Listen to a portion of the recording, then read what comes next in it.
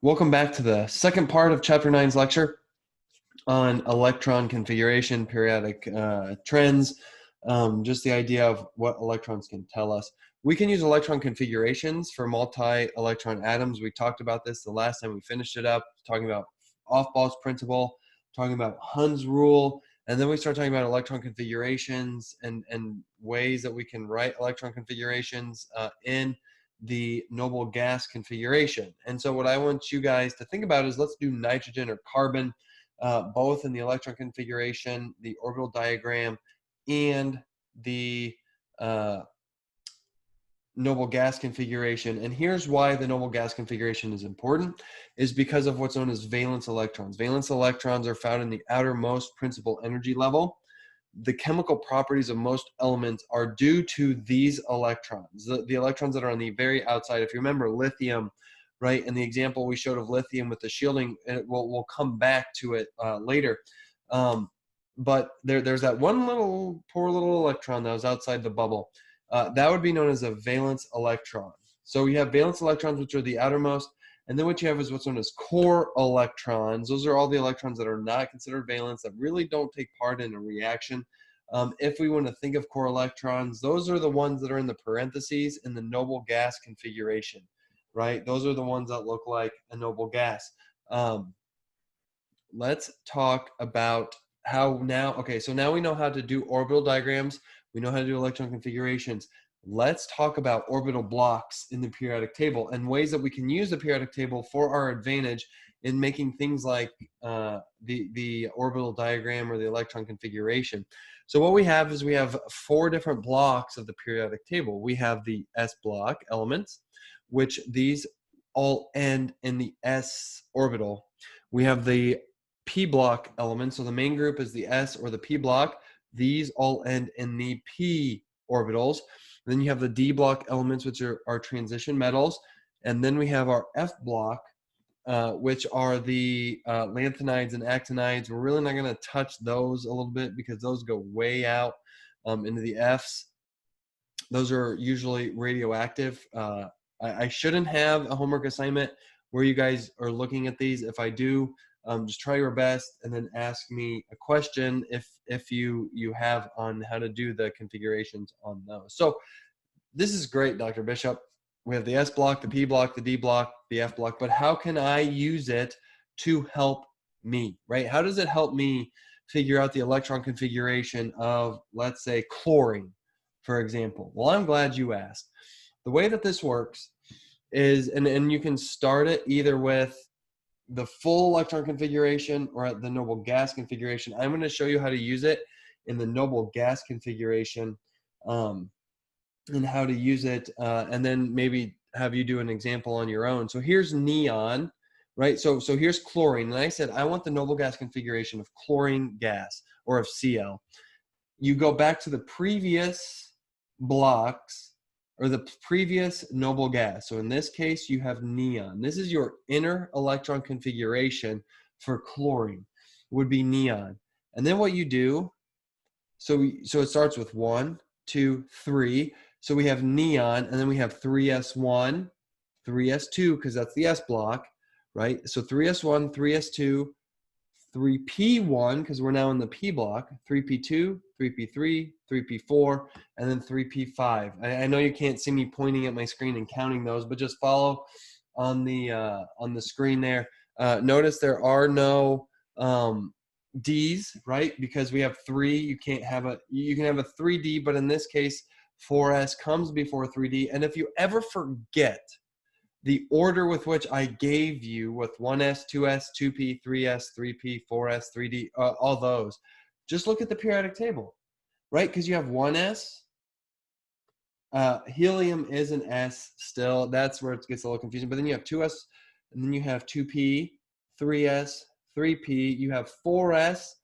3d, because you do the whatever column -1 when it comes to D, and then you do 4p, 5s, right, and then so on and so forth. So we can use it. That's why we need to use the periodic table, right? And it helps us make the electron transfigurations. Now, I'm going to throw a wrench into this in a little bit, and there are 2 that you should memorize, or at least that you should know with regards to exceptions of transition metals, right? So you might have to do electron configuration of transition metals. We said transition metals are weird with regards to where their valence electrons are and how they react. And here are two examples of weird ones, at least with regards to 4s, and then the one right below it with 5s are also weird in that it goes 4s2. So normally, according to off-ball principle, you fill the lowest energy first.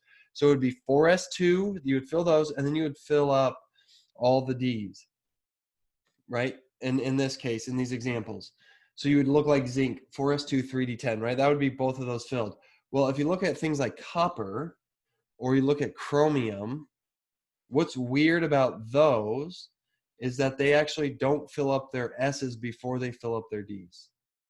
Again, we're not going to talk about why, but we are going to just understand that there are some exceptions to the normal rules. Now, the majority of things that you do will be as what we talked about, but there are some exceptions, and you can see them as you look through these within the transition metals. If I were to give you an exception on an exam, it would be one that I tell you to know, right? There are more than these, but I'm only telling you to really focus on these. We're learning about all these electrons, and we're learning about the periodic table. There's power in the quantum mechanics, right? There's power in this. Let me show you how. We can now use what we know about electrons to see how compounds will react. And so we have noble gases, we have halogens, we have alkali metals, we have alkali earth metals. What we're going to see, okay, what we're going to see is something known as an octet rule in the next chapter, where things are trying to get to the noble gas, right? They want to look like a noble gas because it's very stable, and they're happy that way. And if you look at the periodic table, we know that halogens are highly reactive, and we know that alkali metals are highly reactive. If you see where they are laid out on the periodic table, they are right next to the noble gases, right? And so they're going to want to get there, and they get there in a very short leap by only either losing one electron or gaining one electron. And so these are trends that we're going to be able to look at on the periodic table of elements. And so valence electron configuration is not the only pattern we see. What do I mean by valence electrons? Let's go back. I'm going to go back to this right here, because we talked about we can go from the noble gas configuration, and we can then count, and we can do the noble gas electron configuration for different elements. But what this also tells us is how many valence electrons that there are in each of these elements. Chlorine, right, because it's got 2 from 3s, 5, and the 3p have 7. So everything in that column will have 7 valence, and then 6, 5, 4, 3, 2, 1, right? We can use the column to tell us how many valence electrons there are. So what do we do with these valence electrons? We can look at trends of atomic radii, right? These represent the radius of an atom when not bonded to another atom. This is known as van der Waals radius. This is the way they would look if we could look under them under a microscope. The bonding atomic radius for non-metals, it's 1/2 the distance. For metals, it's 1/2 the distance between two of the atoms next to each other. We don't have to be bogged down, but what we need to think about is how big are these elements. And because what that does is, if the bigger the element, the farther away their valence electrons are going to be, the easier maybe it is to react with them. So let's go ahead and look at this trend with regards to atomic radii.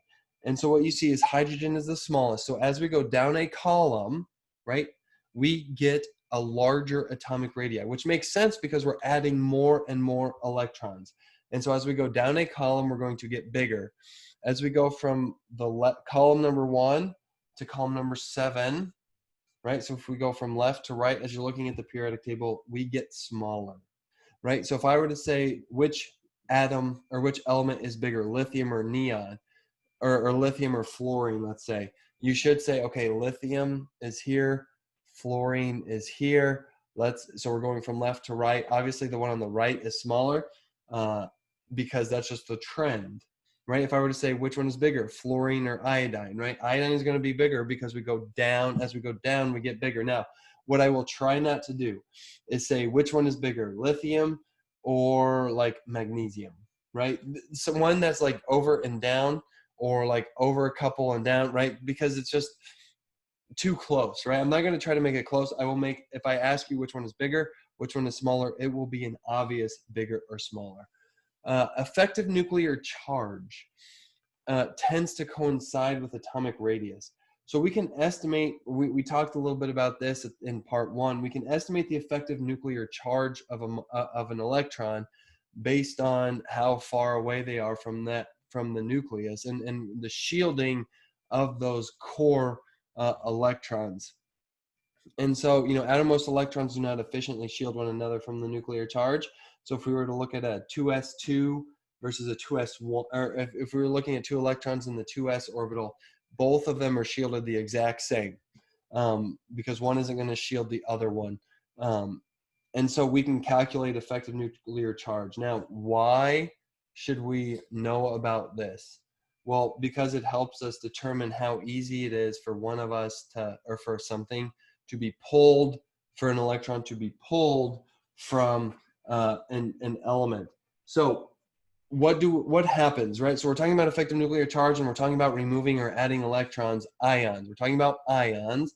Ions can affect configurations and other properties of these atoms, right? So cations, we talked about this. If you see a plus number, so let's say we do calcium +2, we will then we'll subtract 2 electrons from the total number, right? So if calcium, let's say, has 20 electrons, but we have calcium +2, we know we have to remove 2 of those electrons to get that positive charge, to have more protons than there are neutrons. And it's the opposite for anions. Remember, an anion is a negative charge. So if we did oxygen -2, right? Oxygen normally has, let's say, 18 electrons.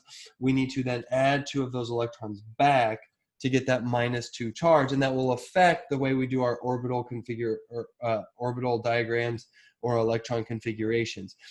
Elements can also be what's known as paramagnetic or diamagnetic. Now, I normally show a video here. I might try it. I doubt that it'll work. I might just briefly try it to just show how cool magnetic things are versus paramagnetic things. What separates them is one thing. One, can they move or be affected by a magnetic field? And the way we'd know that is whether they have a completely paired orbital system or that we have spaces. So silver, we're looking at 5s1 4010. There's only one electron in the 5s. That is unpaired. That means it's paramagnetic. That means that it can, it's allows it to be magnetized. It can be affected in a magnetic field. Whereas zinc has everything filled up, no unpaired electrons, which means it's diamagnetic. It doesn't affect anything, right? You could put a magnet up to zinc, and it's just going to sit there saying, yeah, I'm cool. Nothing's going to change this. And so let's go ahead and see. I doubt this will work. Yep, nope, not going to work. It's been a while since I've shown the movie, but if you just look up diamagnetic versus paramagnetic, there's good YouTube videos showing how molecules can be molecules, elements, which ones are paramagnetic, diamagnetic, which compounds are. It's actually, there's a lot out there. So what does ionization do, right? Because we're talking about ions, right? We're talking about all these different things with regards to these elements. Well, ionization changes the size of the electrons, or the size of the element, right? So we talked about atomic size, right? And the trends, you go up, the atomic radii increases as you go down a column, and it decreases as you go across a row from left to right. But if we make an ion, right, if we're making an anion, right, we're adding electrons in, that's going to naturally make that element bigger. And if we remove electrons, it's going to naturally make that element smaller. Now, I'm not going to say which one is bigger, lithium or chlorine -1, right? Those are just too hard. We just need to know the trend. We just need to know, hey, if I make an anion, it's going to get bigger. If I make a cation, it's going to get smaller. So how does this work, right? How do we know if we can make an ion? And we can use what's known as ionization energy. Ionization energy tells us the likelihood of an element forming an ion, right? It's the energy required to remove an electron from an atom. And what you can see is if we look at the metals, right? Because remember, what did we say about metals? That's right, is that they are very likely to give up their electrons. They're very ready to get over their electrons. And what we can see is that those ionizations are energies are very low compared to something like a fluorine or chlorine, right? There's almost 3 times higher ionization energy for a halogen than there is an alkaline metal, right? And even we can look at the single ionization energy like sodium. So let's think about this. How many valence electrons does sodium have? That's right, it only has 1 because it's in column number 1. And so how many electrons is it more likely going to lose? Exactly, 1. So it becomes a +1 charge, right? And if it loses the 1, it looks like it's noble gas, right? It looks like a noble gas configuration. It's happy. So it doesn't want to lose any more. That's why that second ionization energy skyrockets, right? It becomes so high that it takes a lot of energy for sodium to lose that second electron. Now let's look at one like magnesium, right? Right next door, magnesium. It's pretty easy to lose the first one, but how many does it actually lose? How many valence electrons does magnesium have? Exactly, it has 2 of them. So it loses the first one relatively easy.